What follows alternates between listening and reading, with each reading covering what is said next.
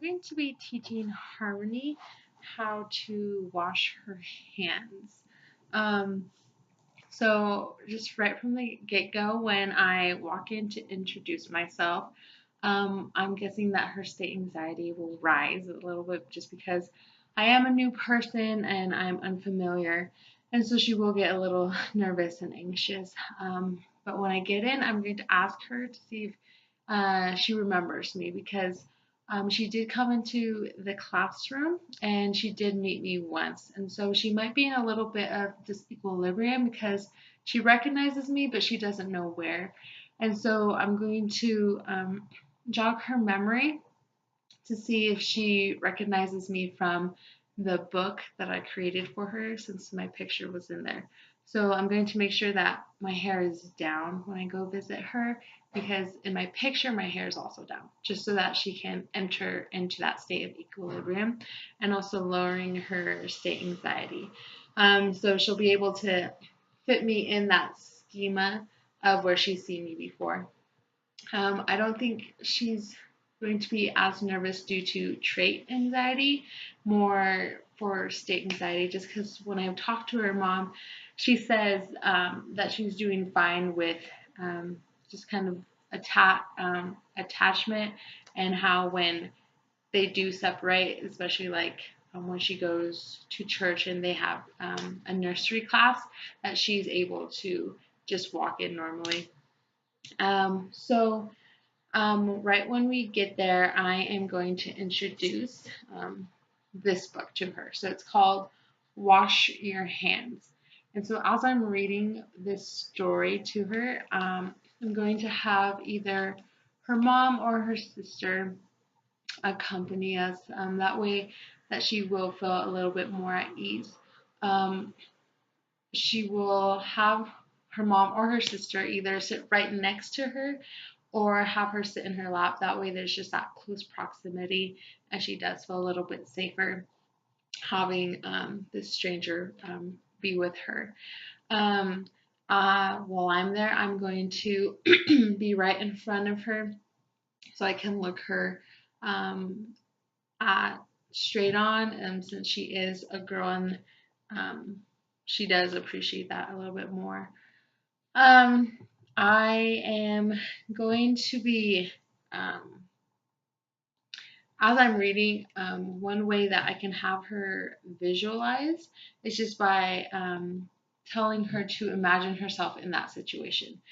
Um, and then another aspect about this book, I was a little hesitant about using it just because there is a section in it that does begin to talk about germs. So germs is a little bit more of an abstract thought, especially for a 2-year-old, since you can't see germs, you can't feel germs. But since she is entering into Piaget's pre-operational stage, she is starting to develop a little bit more of a symbolic thought process. And so I figured that this book is just barely in her zone of proximal development. Um, one concern that I had is that she would undergeneralize the idea of washing hands just when she can see that her hands are physically dirty. And so if she were to be told or asked to wash her hands and she doesn't see that her hands are dirty, especially like right before eating, she might not understand that concept. And so this book kind of talks about those different situations and when you do need to wash your hands. So that will help her assimilate those new instances and put them into her scheme of washing hands. This book kind of has an instance where the little girl overgeneralizes um, the concept of washing hands because she's being told all these different reasons why she needs to wash her hands. And so she overgeneralizes and asks if she needs to wash her hands after washing her hands. And then the book goes in and explains that no, you don't.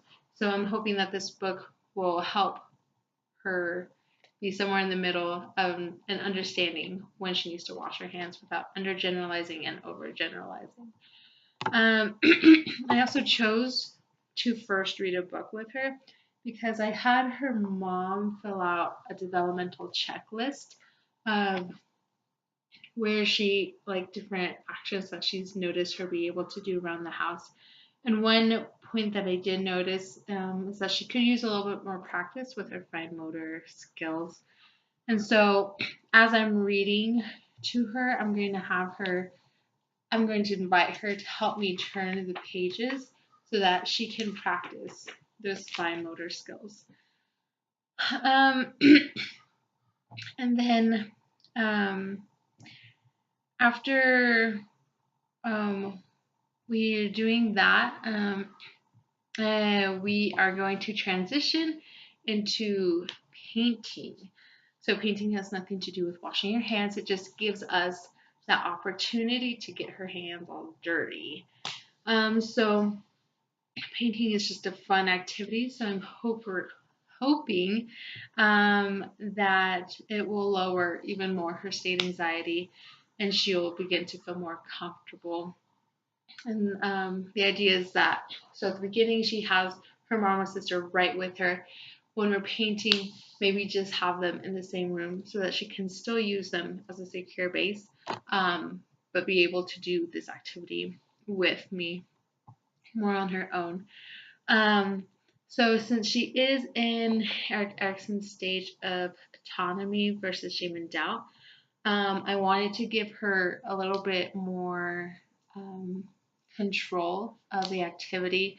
So I am selecting the activity of what we're going to be doing. But I will give her different options, like being able to choose what color she wants to use. That way she does feel like she does have a little bit more control.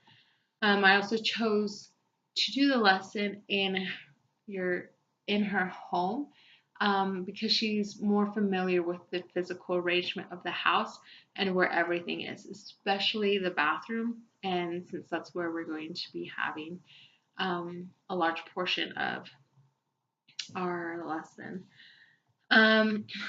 So after we're done washing her hands, I'm going to explain to her that since her hands are dirty, since she has paint all over them, that we need to wash her hands.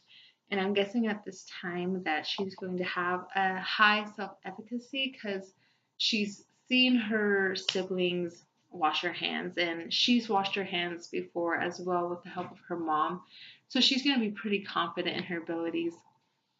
And so we're going to walk over to the bathroom together, and I will be her prototype of showing her how to wash her hands. I assume that she's going to have her own personal theory of how to wash her hands.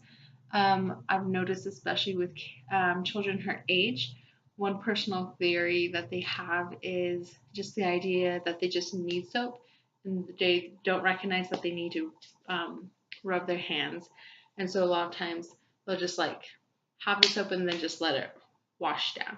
So I'll be able to kind of see what her theory is there. And so when we get to the bathroom and as I'm showing her how to wash her hands, I'm also going to have a few pictures posted right above the sink that also show the different steps of her washing her hands. That way she also has that visual cue. And so after I'm done washing my hands and explaining the steps, it will then be her turn. So she'll step up on the stool and I will walk her through those steps. I'll be using control language and telling her exactly what to do and just showing her those different steps that she'll be using as she's washing her hands.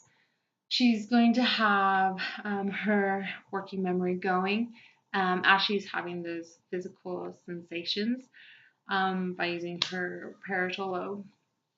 I'm also hoping that as she's doing this motion that she'll be using her hippocampus to be able to convert this short-term memory of washing her hands to a long-term memory. That way she'll be able to use these steps and this instant in a later moment.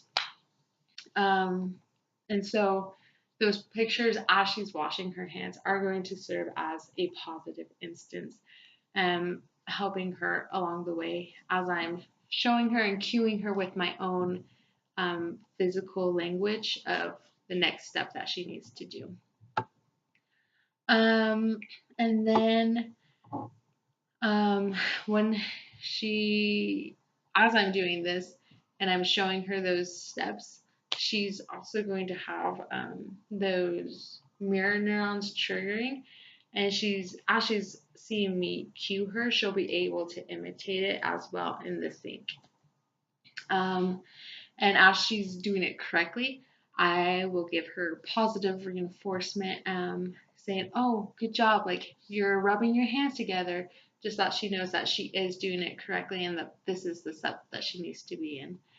And after we're done, after she's done drying her hands, we're going to go eat. So again, eating has nothing to do with the actual washing of your hands, but it's going to give us another excuse to wash our hands afterwards. So we're going to eat something messy. So the time that I'm going to go do the lesson is a little bit right before lunchtime. So hopefully she'll be able to eat some lunch, but if it's not ready, even just some yogurt will do the trick. That way she can just see physically that there's something on her hand. So after we're done eating is when she will have her moral dilemma. After we're done eating and she's a little bit messy, I'm going to ask her if she wants to play some more. And so the dilemma is, should I play, or if she'll remember that she needs to wash her hands, should she wash her hands? And so this will be my moment to see if everything we've talked about of when to wash your hands, how to wash your hands has been stored in her long-term memory. And if she'll be able to be in the third level of Bloom's taxonomy and to apply what we've talked about to a new situation. So before, her hands were messy because we were painting, but now they're messy because she's eaten. So I'm going to see if she can transfer that memory and apply it to this situation. So I'm going to ask her like what she wants to do. So if she decides or if she remembers that she needs to wash her hands, one of the moral reasoning that she could have, since she's in the pre-conventional stage, is that she's remembering that she needs to wash her hands because she doesn't want to be punished. So I've given her the option of playing, and so she doesn't want that negative reinforcement. She doesn't want the action of playing being taken away if she doesn't wash her hands. So if she recalls like, oh, I need to wash her hands, I'll reinforce that but with a higher moral reasoning and say, yeah, because your hands are dirty. She could also, in this situation, just choose to play. And so that can help me to understand if there was a failure to store. If she just didn't remember that in these kind of situations, you need to wash your hands. And so if she's suggests that she wants to play, I will cue her and ask her, oh, but Harmony, like, aren't your hands dirty? Like, what do you do when your hands are dirty? And if she recalls that she needs to wash her hands, then I'll be able to see that it was just a failure to retrieve. Either way, we're going to wash our hands afterwards. I don't want to get all of her yogurty hands on her toys. And so we'll go back to the bathroom and wash her hands again. And I will be in the background cueing her, telling her the steps to do, but she'll be more on her own to see if what she's remembered. And so one thing that could happen is that she'll forget the order of how to wash her hands. And even though I'll be cueing her, there could be some long-term memory error, uh, reconstruction error. And so those pictures that are still posted up there will help her with that.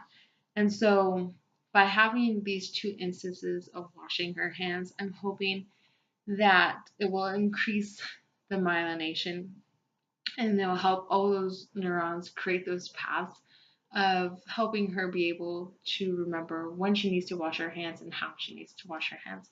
And so when I'm not there in a different instance, she'll be able to remember. And that's pretty much the lesson. And probably gonna have lots of fun painting, eating, but also learning some good hygiene skills.